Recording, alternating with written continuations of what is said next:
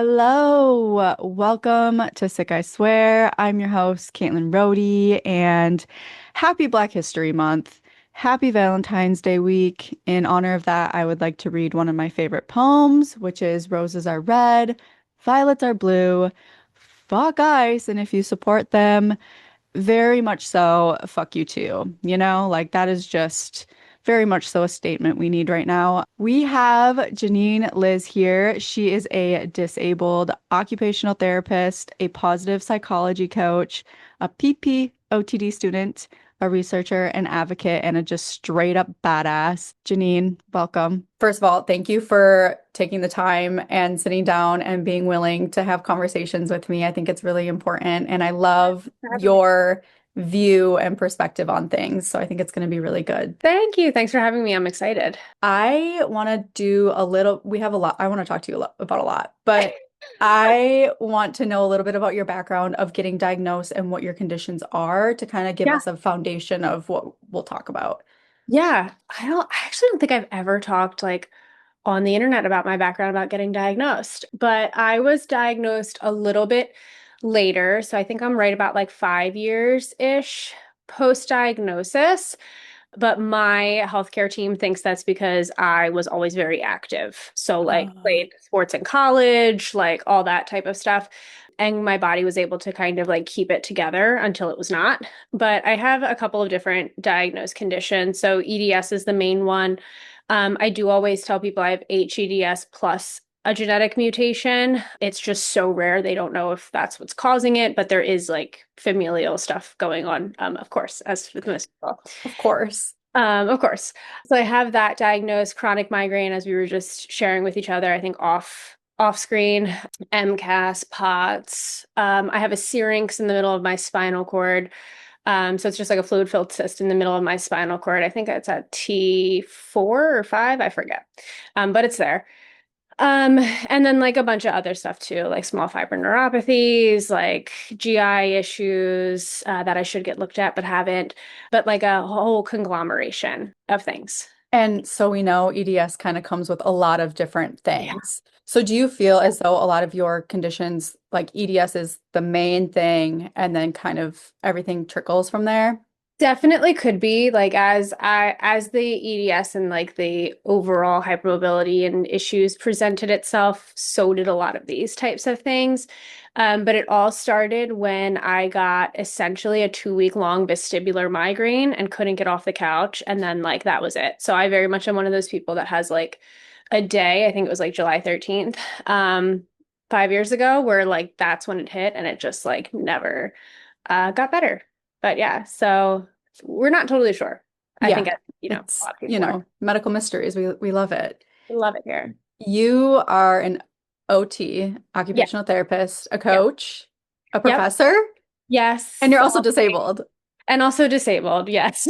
Girl, you got it going on. Thank you. Yeah. It's a lot, but yes. Yes. How did you get into OT? Like, what led you to that? Good, really good question.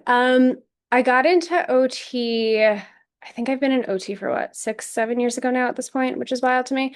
But one of my siblings got occupational therapy, physical therapy, speech therapy growing up. So it was really always like fun for us. Like the therapist would come to the house. Like now I know it was early intervention, but the therapist would come to the house. And I always saw like the physical therapists really working with him, but the OT always just looked like they were having fun. Which I thought was absolutely so cool, right? Like how does someone come out here and it just looks like they're playing? Now I know very much that they're not, but being like young, like 9, 10, like that's, what I had That was thought. your perception of it. That was Yeah. my perception, exactly. And then I had a friend in high school who was going into occupational therapy, and I was very much between OT and PT. It's so much so that I had done like 250 hours shadowing a physical therapist, well, multiple physical therapists, and then went to my first occupational therapy shadowing experience and was like, that's it. Like, this is what I want to do. I love PTs. I have so much respect for PTs. I just knew I could not do what they did. And I loved occupational therapy. So that's how I ended up getting into it, which was really cool. I had a little bit more of a non-traditional like jump into the OT world where we had very much like a family tragedy when I was in college that led to me getting, I think it was like a B minus or something in physiology the first time around. So I was originally waitlisted from my program, which Oh, was devastating to me. yeah. And then I remember I got a call one day and it was our like admin and she was like, because I retook the class and got literally like an A plus. Because I was in fight or flight and was able to actually focus. Right. Like as things happen. And she called and she was like, we have opened a seat for you. Usually the class would have 30, but your graduating class will have 31 if you take the Mhm. spot, which of course I took the spot. Yeah. Obviously, I'm here today, but it was very much like a little bit of a non-traditional getting into occupational therapy, which I do think has really like impacted the way that I coach and teach and, do occupational therapy because it was so kind of like wild how it happened. But I'm so thankful that it happened. I love what I do. I couldn't imagine doing anything else now, and it's been awesome. It's really cool. So for people that don't know what occupational therapy is, I think there's a lot of like there's occupational medicine and then there's occupational therapy. Mhm. Can you kind of break down like what it really means?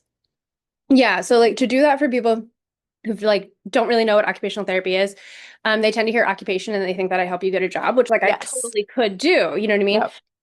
But it's very much the definition of occupation that we use is like what you use to fill your time. So an occupational therapist will come in and work with you depending on their specialty and what they do, for anything that you do. So like I've seen people for, daily living things like cooking, sleeping, getting themselves dressed. I've seen people for things like socializing, going out, like having fun, those types of things. I've seen people for work-related things. I've seen people for like intimacy is a really big one, like sexual intimacy, sexual health is a really big one. Pretty much anything that you do throughout the day, an occupational therapist can work with and through. And we do it through very much a holistic approach. So biomedical, like how much you can move your body, what that looks like, sensory wise, psychological, like it's a very holistic profession, which also leads to a lot of confusion because when you have such a wide net, it can be really hard to like sum it up in 1 or 2 minutes, but it's a really awesome profession. I love it. So you mean you kind of have been explaining it, Mhm. physical therapy versus occupational therapy. What's the difference there? Very different. There's that like very like age old saying that like physical therapy is going to get you to like walk again, but occupational therapy is going to make sure you're able to dance again. So physical therapy is very heavily like a biomedical approach. So strengthening, range of motion, those types of things. Whereas occupational therapy is more about the doing, right? So like yeah, you can do those things or like you can't do those things or what that looks like. Occupational therapy is that application piece of it, also taking into account so many other things going on in the background, but very different. We complement each other really well. Like I say all the time, I could not do what my PTs do. They do it because I can't, and they're absolutely vital and amazing. But specifically when we talk about like HEDS, EDS, connective tissue disorders, I find people are getting referred to physical therapy a lot when really they should be getting referred to both, or a lot of their problems would really be addressed very well by an occupational therapist. They're either their provider or like they don't know that this is out here for them, you know? Yeah, and I want to take it kind of specifically into Yeah. EDS, HEDS. You have a different experience with it because you live with Mhm. the condition. How do Mhm. you think that that helps like your patients? It helps like so much. Yeah. Because there's like, frankly, like a lot of the healthcare community has no idea what HEDS is and like how it impacts people. And there's still like so many of these like myths around it. And I think it just helps the people I work with know that like I intimately understand. You know what I Mhm. mean? Like I fully get it. I was just talking to my OT students about this the other week. But even so much so down to the way that I approach things in my practice, like the policies that we have, the way that I do the coaching and the occupational therapy is very much built with this intimate understanding, right? Because I have clients that come to me who've been previously like essentially put back on the wait list for wherever they are because they missed sessions. Yeah, because Mhm. they're waking up in 10 out of 10 pain and they're having all these awful flare-ups and nobody fully understands that. Yes. But it really helps my clients. I've had a lot of clients say things to me like they've never felt understood by a professional till they worked with me. They've never felt like they could open up and like have somebody understand, or that they didn't have to do all of that opening up and having somebody understand because I just understood, right? Like there's a lot of like we're able to kind of skip them having to teach me a lot of things because I have the same thing, which Yeah. tends to happen for people who don't, know what the conditions are, what they look like, that type of thing. So vulnerability shows up quite a bit for these Yeah. patients. Oh yeah, definitely. Yeah, definitely, definitely, definitely, definitely.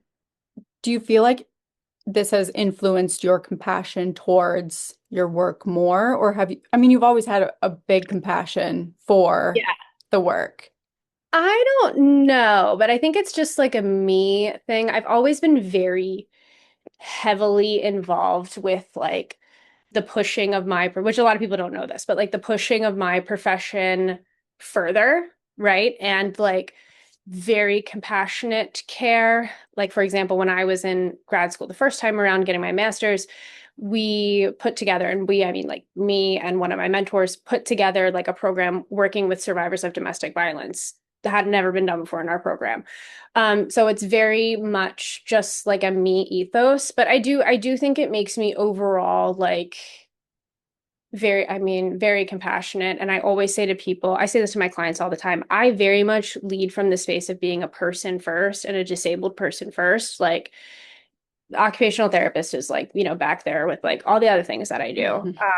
But having that compassion and being able to see person to person and really getting to know my clients and really like being able to fit myself in their shoes and understanding being on both sides of that, healthcare table does make a difference for sure.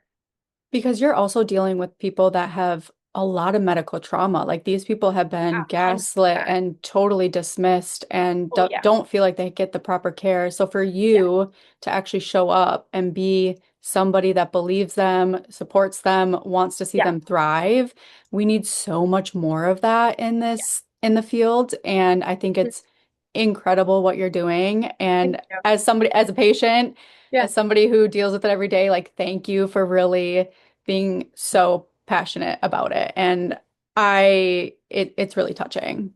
Thank you. Yeah. And it's something because I know we talked about like I'm a professor as well. It's something that I talk to my occupational therapy students about all of the time, Okay, right? that was going to be a question. Like, is Oh, it very focused on yeah. good? Okay, Yeah. great. Yeah. In my classes, for sure, they know that.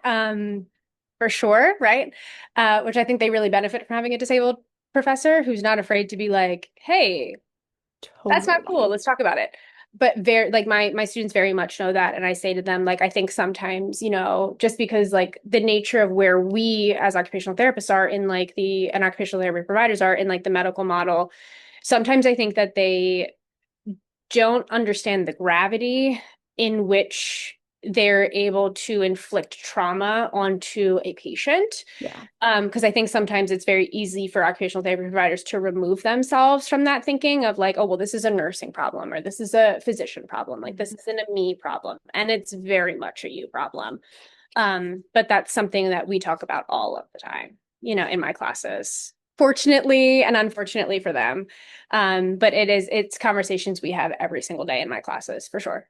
How do you balance the clients and the students? What is your time like being disabled and having Yeah. to manage your energy and fatigue and everything that comes along with chronic illness, and then working multiple different jobs and careers? Yeah, really good question. So that's actually why I ended up getting my doctorate was Okay. because I love treating patients. I love it. It's like so cool and fun for me. I can't over explain how much I love it, but I love it.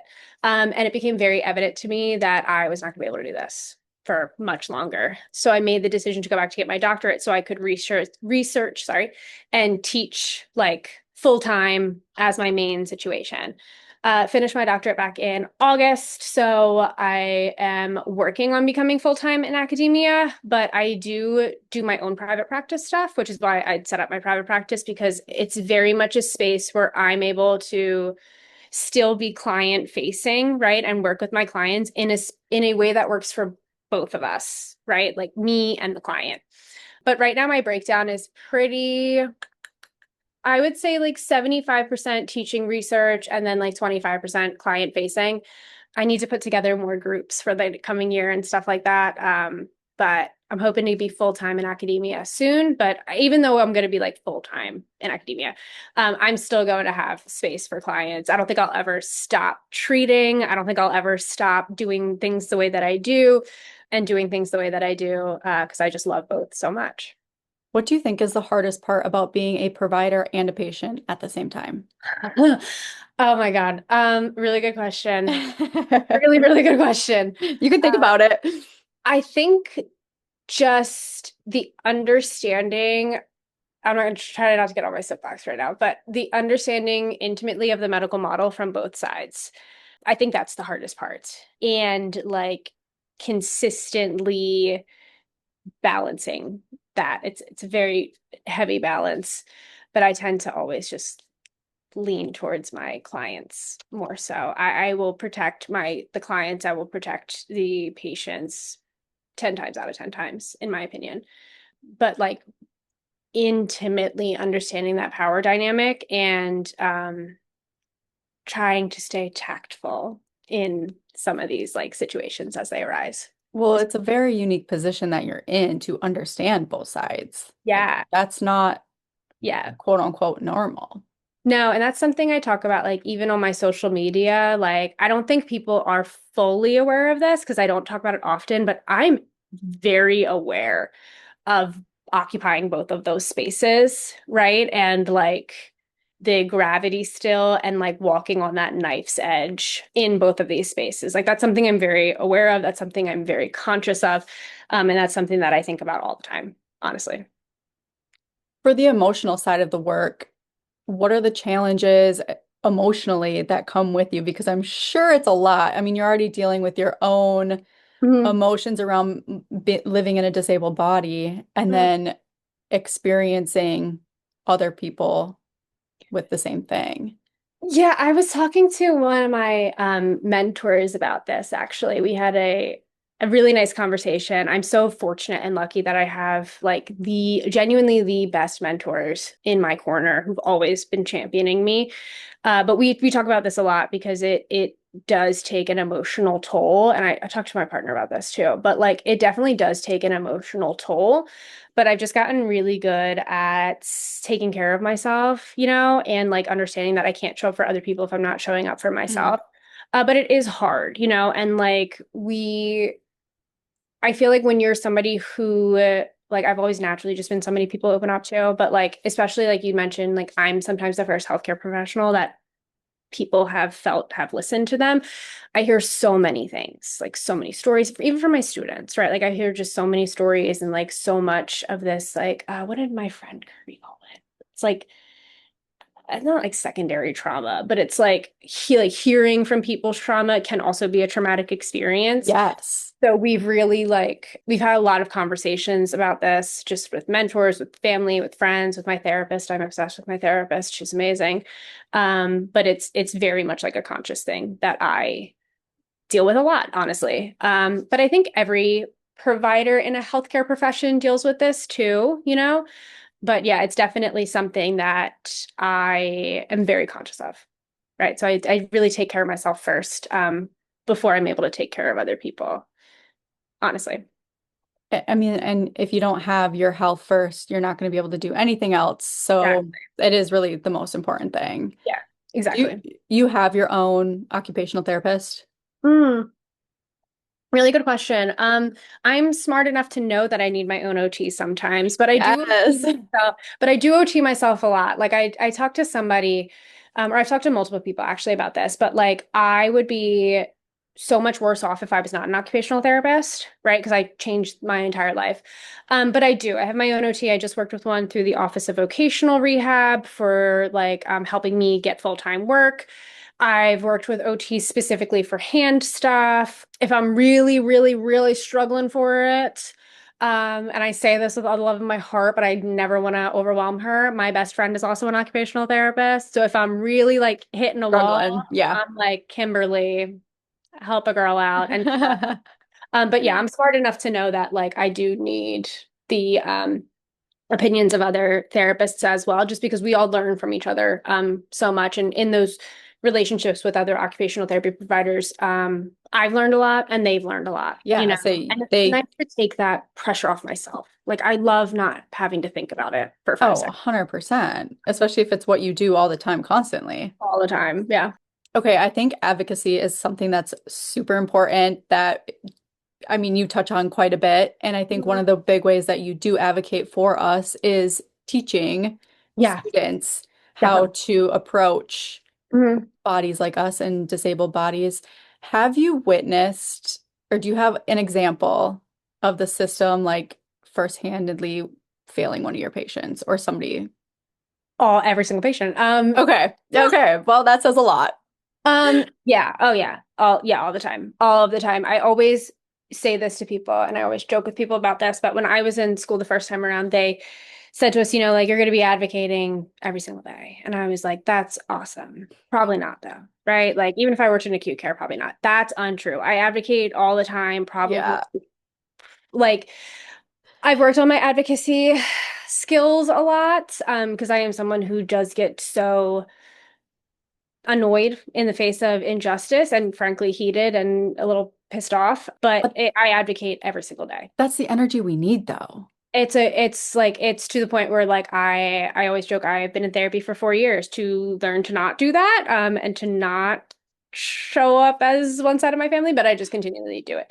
But especially for my patients, I will advocate for them till I'm blue in the face. For my students, they know that as well, until I'm blue in the face for them, because yeah, the systems are failing us and disabled people everywhere, Left and right? right. Literally left and right.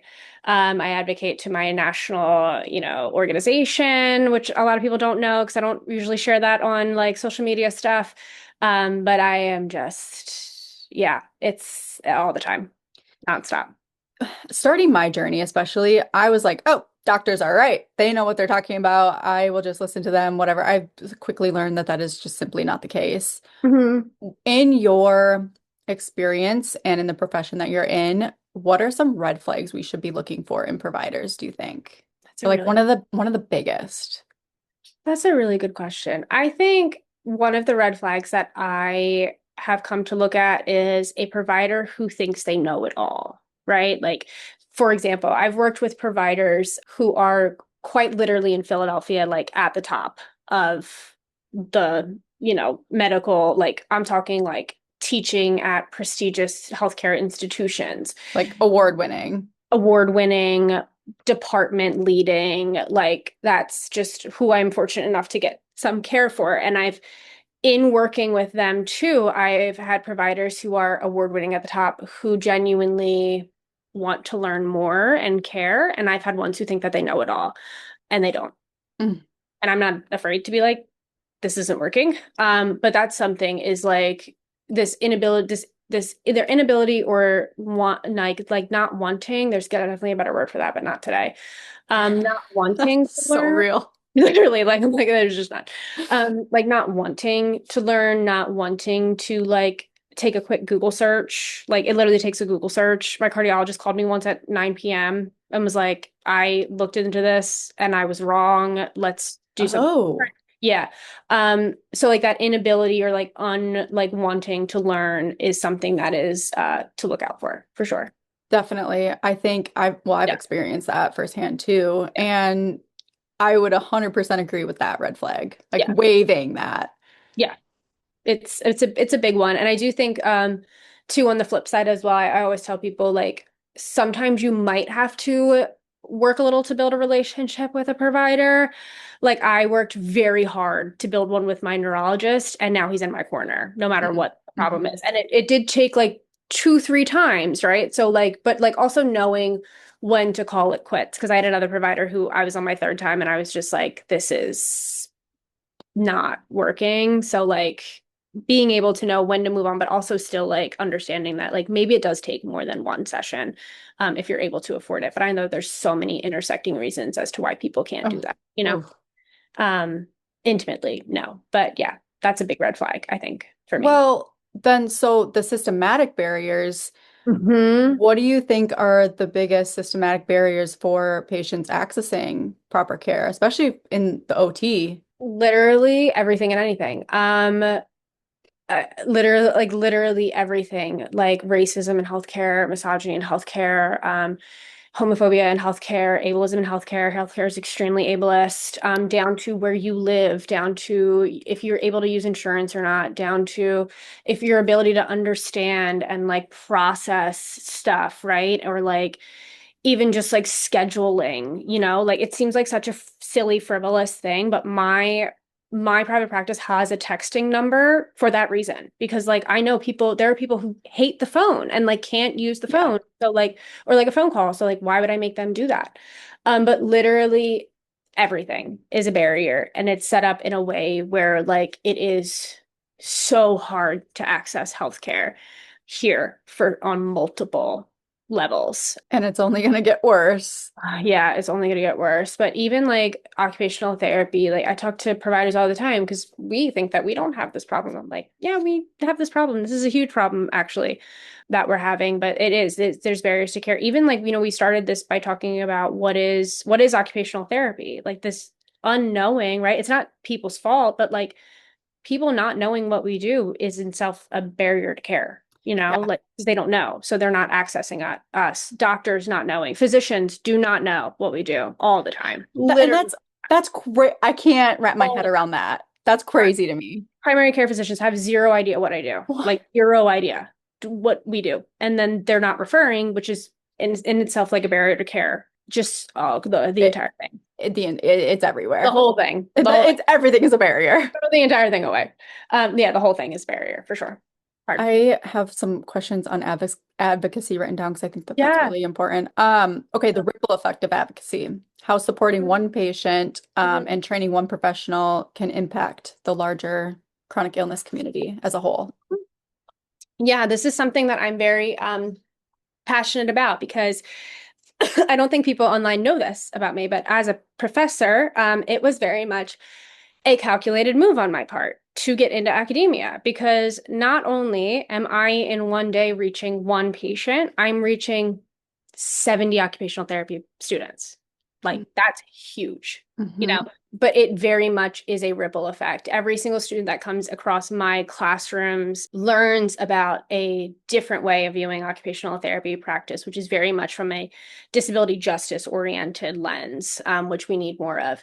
They learn about like what it is being a patient and a provider, right? I was talking to one of my good friends. Her name is Dr. Kristen Mitchell. She's amazing, one of the most amazing people I've ever met, honestly, in my journey as an occupational therapist. But we were talking about how important it is, even for students, to just see a disabled professional teaching them is huge, Mm. right? Because it makes some of them very uncomfortable and it shifts a lot of, lenses. And we've talked about how like it does cause a ripple effect. But I do feel like with advocacy as well, like we always talk about in advocacy spaces, the idea of like it's definitely a marathon, not a sprint, but also being calculated with which path am I running has been very important for me. And knowing that academia, specifically where I am and what I am doing, provides such a huge piece for advocacy work has been where I've put my efforts. Like I say to people all the time, I would love to fight every fight for everybody. I'm also disabled, so I need to make sure I'm very calculated in where I am advocating and how I'm doing this work for sure. Just kind of a quick question. Have you always been consistently in a job, or was there a time where you couldn't work at all? Really good, really, really good question. I was consistently, air quotes, working up until 2 years ago when I won a research grant to be able to take off of work and just research and just focus on academia. Oh, Yeah. I didn't know that was a thing. Yeah. So I literally won a grant for being a disabled researcher. Slay Queen. Like it was amazing though. And that's what I'm saying. Like my mentors who are so like honestly, I don't know what I would do without them. They came to me and were like, "We want to apply you for this. What do you think?" And it was like I remember, I think, literally crying in our Zoom meeting, or I didn't cry in the Zoom meeting. I cried as soon as I got off because it was like the first time I was able to take a step back and like not be putting my body through the absolute ringer because Philly's not an accessible city. The work I was doing was not accessible at all. So up until about 2 years ago, I think it was 2 years ago at this point. I don't know. I'm really bad with dates. Yeah. Um, I had been working, air quotes, but not super consistently. At one point, I was working like, the usual 40, 50, 60 hours a week. And I was down to before that, like maybe five. And it was really, Spent. it was really rough. Yeah. I was talking with my partner recently because he met me around that time in like that transition, and it never dawned on me how bad it was up until like now, right? But it was not good for my body. I couldn't do anything else, literally anything else. I was working and I was coming home and I was destroyed. And then I was working and then I was coming home and I was destroyed. So my quality of life has gotten so much better. But that was definitely like a calculated move on all of our parts, was to get me into a space where I don't have to destroy my body every single day, which is in and of itself a huge privilege. What got you into that space? Not having to destroy my body every single day. Okay. So it was like you needed a break in order to like build back up to a point where you can work Uh, now. no, it was definitely that shift. Like I knew I wouldn't be clinical. So I really wanted to get into research and academia because like I'm able to better accommodate myself in there. So like that shift from being super clinical all the time, rolling around with kids, like in my car all hours of the day, all over Philadelphia, into just research, being able to work from home, being able to, do what I need to do really helped. Really, Yeah. really, for Yeah. sure. How can the healthcare system better support patients and providers? Like, obviously, there's so many that's like And a I'm like, broad question, all of but it. top of your head, like one of the most important, do you think? The most important way that they can help providers. I think for disabled providers, stop treating us like we're patients all the time. Ooh. Yeah, like when I am talking with you at a meeting, I am your equal, not lesser than. Really important. But I do think just in general, like we really have to get comfortable with chronic conditions. Hmm. That's something I talk about in occupational therapy practice all the time because the vast majority are not comfortable with that. But really getting comfortable with that and like listening and uplifting disabled people and knowing when you need to learn more, which in for healthcare providers is quite literally all of the time with disability like justice principles, I think is a huge thing. That should be embedded in every single curriculum. Every single curriculum should have a disability rights history class for sure. And I think that that's hopefully starting to happen, but that's a very small way that you can just do something. Because there's Any, really. really not a lot of disability representation in the in the healthcare field at No, all. no. And it's very much like if there is, it's very much in the idea of like, this physician's disabled. This is so Uh-huh. Yeah. motivational. And it's like, no, they're just doing their job, right? And like, I know you've spent so long trying to bar them from doing their job. But there, yeah, the representation's very low. Healthcare in general is extremely ableist as Mhm. well. And I don't think that healthcare in general has taken that look in the mirror and gone, we're extremely ableist. I hope it happens at some point, but I was gonna say, do you have hope that that could change? I think in occupational therapy practice, there's enough of us screaming and yelling and fighting for it that maybe, like, I think hope is what's going to drive us. So yeah, absolutely. I just hope that I'm not 80 years old by the time that happens. I know. No. I really do, but I do think there's enough of us out here now, literally allowed out of the house now, to be able to be in these spaces and forcing it almost. I also do think, though, I say all the time, occupational therapy is going to have to adapt to survive. I think all these healthcare professionals are going to have to, all these healthcare professions are going to have to adapt to survive. So the more you go kicking and screaming into it, the longer it's going to take. But I think it's coming, hopefully. Okay, so OT is obviously resources, support strategies, tools. Hmm. What what are specifically when it comes to EDS, Hmm. what are some of the biggest tips you have for that, or the biggest strategies and tools that people can use? Environmental modification, Okay. one, like modify your environment. I think there's also this like commonly held myth that you need to one, have a diagnosis or two, wait for someone to come in to help you do these things. You do not. Like make your life easier. And usually what I tell people to do or what I work on with my clients is how can we make your life even just like 3% easier? Or how can we change the environment to facilitate you being able to do what you need to do? Whether that is the way you arrange things, like the way that you set up even just the lighting in your house, like all these different things go into your ability to do the things that you want to do successfully, whatever that looks like to you. And it's very customizable, obviously. Very, very customizable. I also do, and this is also just like my ethos and the way that I approach things, is I also talk to clients about the idea that like there's no right or wrong way to do something as long as you're safe. And that's something I tell my OT students as well. Meaning, like, even if it like looks weird, quote unquote, or like you take longer to do it, like that doesn't matter. As long as you're doing it, I genuinely don't care what it looks like.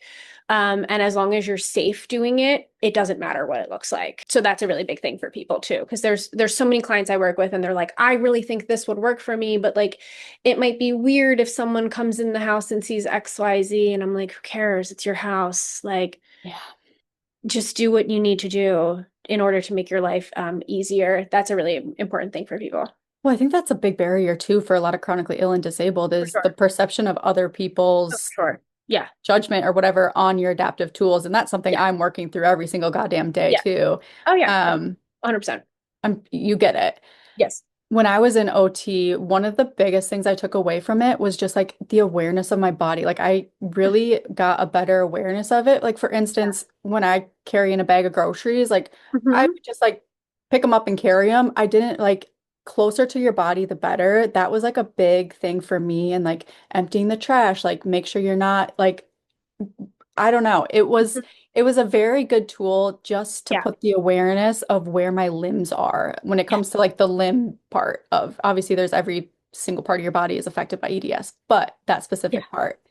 Oh yeah. Yeah. And I tell clients all the time, like general rules of thumb are also things like big muscles over small muscles. So like that's very much what you're talking about is instead of using like these little teeny tiny arm muscles, like bringing these things into the Mhm. center of your body lets you use like your trunk muscles and like your back muscles, Mhm. leg muscles, and all these muscles that like we should be offloading stuff onto.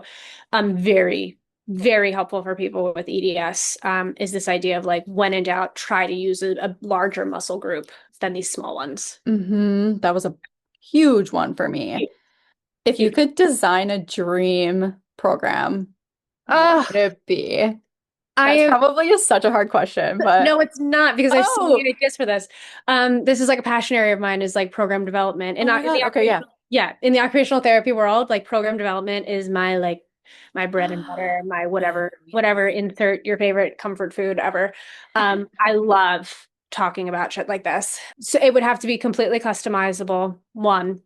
I literally have so many ideas in my head, and I'm working on designing a program for us and or like some type of situation. But I think there needs to be a combination between quality education. That's something that I've heard from a lot of my EDS, my EDSers or like my clients, and empowerment as well. Because the only person that's going to be able to help you 24 hours a day is you, right? Mhm. Or like your like partner, right? Like your support team. But like that's really pioneered by you.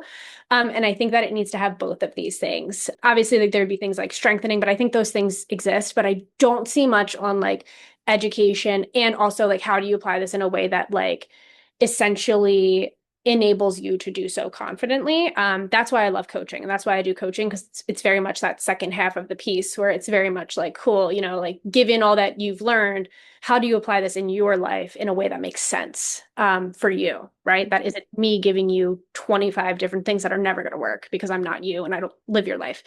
But that is like my ideal vision and program, specifically for people with EDS. I think that would be brilliant. What I love about you is how passionate you are. Like a lot of people sometimes go into careers just for a paycheck, and you're like, Oh no, yeah. there's a reason behind this, there's a purpose behind this. And that Oh is yeah. so fucking inspirational. And I think Thank you. I wasn't just, sure if you were able to curse on here. Thank you. oh, dude, okay, thank God, because Thank God. Perfect. I have the worst mouth and I try to filter as much as I Same. can, Yeah. but okay, yeah, no, Same. Okay, perfect. yeah, no, let it out. It's like I just like think about these things and I like love these things and I love what I do. I love who I do things with. Even with coaching, I always joke my bank account would be so much happier if I was just doing OT anymore, right? Like, but I'm so passionate about people being empowered to take back that control, right? That like is taken and stripped from them in a way that like works for them, where they feel confident that it works for them, is super fun for me. You, to your core, want to help people. And Yeah. we lack a lot of that these days. Yeah. And like empower them. Like I don't necessarily like want to help them as in like, come on, like you can do it. Like I genuinely want to like give you that boost up. So like you're doing it and I can just like see you shine. And I think that that's what's always fun for me is it's never about like I never leave my sessions like, oh, pat on the back, I did a good job today. I'm like, that's so fucking cool. They were able to do this thing, right? Yeah. Or like they set this goal and they did it. Like that's what is so cool for me and like across the board, even with my students, right? Like I leave my teaching and I'm like, they got it. And like that's the cool thing is watching them learn and them become their own providers and them change that I love watching that. I love just empowering people. I think that's the most exciting thing You're about putting a it. fire under their ass Oh, to, 100%. yeah. I will light it up and then Yes. like cheer for you as like you're going because that's my favorite part about it. I love that so damn much. What is a, I know, oh God, there's like so many, Okay. but for people that have EDS and they're listening, Mhm. what is like one DIY low cost adaptation you think that they could make that would, that, I mean, has helped you personally too? Oh, really good. Oh, sit the hell down. Sit down. Sit down. Whatever you're doing, sit down. I literally was like, what can I do? Sit down. You can sit down while you brush your teeth. You can sit down while you go through your mail. You can sit down while like sit the hell down. Please, for the love of all things holy and unholy. Um, please, God. That's a big one that most people don't realize that you literally can put your makeup on while you're sitting down. You can do your hair while you're sitting down. You can chop your vegetables while you're sitting down. Sit the hell down. Please sit down. Oh, what's another good one for them? Oh, use what you can to like support yourself physically, support yourself. Like a big thing I do for me, something that I absolutely love is like I'm big into knitting right now, right? Mm. So like instead of sitting here like how I am with you with like nothing like free flowing arms underneath like in just outer space, put your pillows underneath of them. Support yourself. Give your muscles a break, like a genuine break. Don't be afraid to use those braces, especially overnight. Oh yeah. Use them. Yeah. Give your muscles a break. Give your body a break. And like getting comfortable with that idea, right? Like it's okay to take a break. You probably need to take a break. You actually probably need to take more breaks than you're taking, even if you think you're doing a good job. Mhm. But those are all like super easy things you can do now. Look at like the heaviest piece of equipment in your home, whatever that is for people. Like I always bring up in my OT classes, like the KitchenAid mixer. I don't know if you have one. No, but A lot of people in my life have them. Why the hell are you putting that where you have to lift it up every single time? Why? What is the point of that? There's just no leave it on the damn just counter. leave it on the damn counter. Like, don't like it's like things like that where it's like, think about like the most annoying part of whatever you're doing, like the part that you dread, right? And then think about like what could you do to make that even just 5% easier. And it's usually low cost. A lot of people think that like these like accommodations and adaptations need to be like super high cost for it to be effective. Absolutely not. Just like get creative with it. But yeah, sit down, please. Stop standing. Sit the hell down. Sit the hell down. Do everything sitting for just a week and see how you feel. Like you're gonna be I'm okay. taking all of this to myself. Like I do something sitting down, but for instance, yeah, I could brush my teeth sitting down. Could do You literally that. I literally like just sit on like put the toilet seat down if you want, or Yeah. sit up, whatever floats your boat, and like sit down and try it. Like, because it's like these little like moments, right? Even if it's just like 5% extra that you're like sitting down throughout the day, like that's going to give you a lot more energy to do the things that you want to do, right? Not just necessarily the things you have to do. Yeah, these are such little tools that you just don't even think about. And that's why OT is such a powerful thing because you Yeah, learn all of this stuff. And I think it's really literally. important for every EDS patient and other people that need accessibility and adaptations and stuff like that. Definitely. Definitely. Yeah, because we've really touched on like growing the awareness and the advocacy, and that was something that I really wanted to talk about as far as getting people really educated about conditions. That's like the important thing. And I always say, oh, something I forgot to say earlier about that is like, get yourself into spaces where you can pass the mic. That's like a big thing for me, right? And like that people don't know. Like I always said, like getting into academia is very calculated for me, right? Like that's a goal. But like in multiple aspects, right? Like not only like me being in there, but also like when I am the head instructor, I'm able to pass that mic to whoever I damn well please, right? So like I always say this to people, I am consistently looking like, okay, who can I have in to my class to give a guest lecture that like one, people need to hear from that maybe they're not hearing from, right? Like the people that we've barred, you know, but pass that damn mic to everybody who needs it. It's necessary for sure. And that's a calculated move. When you have high flare days and migraines, how do you get yourself to work? Good question. Really poorly. Yeah, I was like, because that's Really poorly. a I am talent. It's a talent. It's part of I'm actually so excited. My wheelchair should be here tomorrow. Oh, Barring a meteor hits Philadelphia. Okay? Like so that physically getting myself to work, like that'll be taken. That'll be done. But very much I work very strange hours. I also am privileged enough to know like to have a schedule that I do where like I work like a couple hours, like 4 hours, I would say, like in front of students in like the mornings usually. Then I have like a little bit of a break and then I work like tonight I'll be working like 8 to 9 p.m. Right. So like I have this space. But on really bad flare days, it's really hard. That being said, I am also a big fan and proponent of the idea of like, talk the talk, but also walk the walk. So like all my students know I'm disabled, right? They all know that, Dr. Janine might lecture sitting down, right? Like I'm also usually very like animated in my lectures. Like they know that there are days that's not going to happen. They know that if it's a migraine day, I just say it like, I'm trying my best. Google it, right? Literally like yeah. put it in the Google. If I write like a bad spelling on the board, like just roll with it, if you can fill in as I'm talking, go with it. But like I think that that's important for two different reasons. One, it keeps me from having this like terror of like not coming off, and it's definitely just ableism rooted of like not like showing up right in like the best way or like looking like I can't do my job. I can totally do my job. But it also like I'm well aware I got disabled students, right? And like if they hear that like Dr. Janine always has the lights off in her class, they might turn the lights off in their meetings. And like that's such a small, silly, frivolous thing, but it makes a really big difference. Hmm. Um, but I always am very like open and honest in like accommodations for myself. Like I even just start every single class day with like I keep overhead lights off because that will trigger my migraines. Yeah. But like I start every single class being like, cool, if we leave the lights off today, it'll trigger a migraine, right? If I have a student who's like, no, I need them on, then I just wear sunglasses. Like, you know, I'm very like I'm not afraid of getting in front of my students and being like, today is a really high pain day. We're gonna try our best. Like we're all in it together. But that's very much so how I set up my classrooms. In my classroom, it is not me versus you, it's all of us together. This is our learning environment. This is our house, like that type of We thing. are one We here. are one here. Like I want you to succeed, which means that I'm in there with you type of a situation.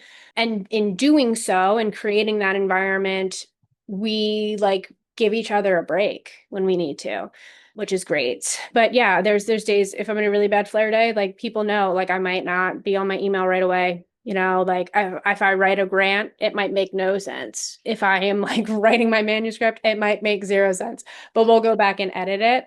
But like that's very much also like the type of people I keep around me, right? Where it's like the groups that I'm a part of and like the research teams I'm a part of, that's just how we are with each other. We're very much like understanding that someone might be writing something at 3 a.m. Someone might be doing something at, 9 p.m. Someone might be doing something, whenever it works for them, which is really important. Really important. Oh, it's so important that you're getting up there and being just completely real with Oh, I'm your body, your conditions. Has it always been that way? Because, Mhm. okay, okay, I've called you this already, but a goddamn inspiration because I think, well, in Yeah. my personal experience, it's Mhm. been really hard for me Mhm. to accept the Yeah. fact and that Yeah. I need accommodations. And sometimes I Right. don't do them when I need them. So Mhm. that's really, I love seeing people do it and like working up my confidence to do it myself. Yeah, I'm a very real, honest, blunt person in general. And like, like everybody else, I've gone through like the internalized ableism thing. Yeah. Like, and like I still go through it, right? Like people tend to think, especially online, they tend to think like, oh, she has it together. She's an OT and she's out here like disabled and visibly Mhm. disabled and running around or hobbling around and she's great. Like, no, I still have days. Like I went to our conference this last year and I was like crying the night before because I'm a visibly disabled practitioner and like that's a lot and like I knew it was going to be a lot on my body but like I'm very fortunate that I have people around me who, when I am feeling shitty about myself, pick me back up, right? Mm. And like people who very much like help me if I am having one of these, I call them a moment, right? If I'm having a moment where I'm like, I'm not good enough and like everyone was right, like the person at my accommodations office who told me I should rethink being in this program was correct, like to be like, absolutely the fuck not, we're not doing this and like that's really helpful. But like also like I do a little bit of like fake it till you make it. But especially with my students, right? Because like I don't want them seeing me like uh, really having like a pity party for me, because I might be the Right. only disabled professor like who they know is disabled that they see. And I want them to also be like, no, Dr. R asks for the lights off, so I will too. Like Mhm. Dr. R just tells me that like, hey, this weekend ended up going awry. So like we don't have this back right away. So I will too. And that's something that I'm very like passionate about is like making sure like, no, they know like you can do whatever the hell you want to do. It's going to be hard, right? We got a lot of systemic barriers against us and a lot of people pushing back, but like if like I had the seat pulled up for me, so I'm going to pull it up for you and we're all just going to sit here and we're going to do what we need to do. Is something I'm really passionate about. Yeah, I think you touched on that perfectly about having the support group around you that really lift you up and are really in your corner 100%. Yeah. All the difference because when the people that aren't, Yeah. that fucks you up. Oh, for sure. Yeah. And I've been in spaces where I'm like not valued, right? Mhm. But being where I am today, I can confidently say like I have people around me who are in my corner, which is amazing. Yeah. It's And amazing. it not necessarily it took some time to get there, at least in my Oh, for sure. yeah, it takes time Yeah. to, Right. really build up the people that you completely trust. For sure. I tell my students all the time, I'm like, your frontal lobe will click on and you'll be like, ah, you'll be fine. How old are your students? I teach a wide variety of Okay. students. I teach like at an undergrad program, so I have some as young as like 18, right? And then I have like some older students coming back. Like there's a couple of different programs I'm in. Like one is like directly into a doctorate out like right after undergrad. And then I have like a like weekend program, which is so nice. And like I love that program. But then we get people like this is their second, third careers. Like I have students who are like 50, 60. I have students who are 18. We have like a wide variety, which is so fun. I Yeah. love it. I learn just as much from them as they learn from me, but it's really cool. But some of my younger students, I'm like, just take a deep breath. Like, you'll trust me, you'll get to 30 and you'll be like, okay. You'll get it. It'll click. You'll be like, okay. You'll be like, oh, right. Yeah. Yep. We're And there. I mean, a lot of these younger people too. I mean, when I was 18, I didn't know I had EDS. So like Yeah. potentially some of these people could Mhm. develop conditions that this class really they For remember sure. and resonate. And that's going to be very good as far as like the change and the hope of For sure. the Like, medical field. yeah. Even just saying I'm Dr. Janine and I have Ehlers-Danlos syndrome, like the amount of students who come up to me and are like, well, I was just diagnosed, or like I hear from them like a little bit later, or like they had never heard of it before, now they do, is like, it's amazing, Yeah, actually. so rewarding. Yeah, it's amazing. So Okay, well, so you're an OT, a coach, a professor, you're disabled, but you're also a content creator. You put content yeah, online and you share I do. about all those things. Where can we find you? You can find me on, I think, most or all social media platforms at It's Janine Liz, Janine, and then Liz. I try to be consistent. Sometimes I go through where I just don't feel like doing it, Oh my but God. to be so blunt and honest, but that's usually where you can find me. I am on Instagram. I am on TikTok for sure. And then just around that. Yeah. Content is so hard. People think it's so easy. It's like No. really, I was talking to someone recently and they were like, "Oh, can you do like an ergonomics of knitting?" And I was like, "No, I just want knitting to be just for me." Like I will, like Yeah, I right. already have ideas, but like, yeah, it's so hard. I also never thought I would do this. I'm a very private person in general, so I never thought that I would be on social media. But here I am. Well, I'm so glad that you are because that's how I found you. And Yeah. you are so, so needed in these spaces. And your voice and your fire and everything about you is going to go a long way. And I can't wait to watch your journey more. Oh, I appreciate it. Yeah, thank you so much for having me. This was so fun. I really appreciate it. Oh, I'm so glad that you wanted to come on and chat. Literally anytime. It was Oh, so done. anytime. Okay. Email me.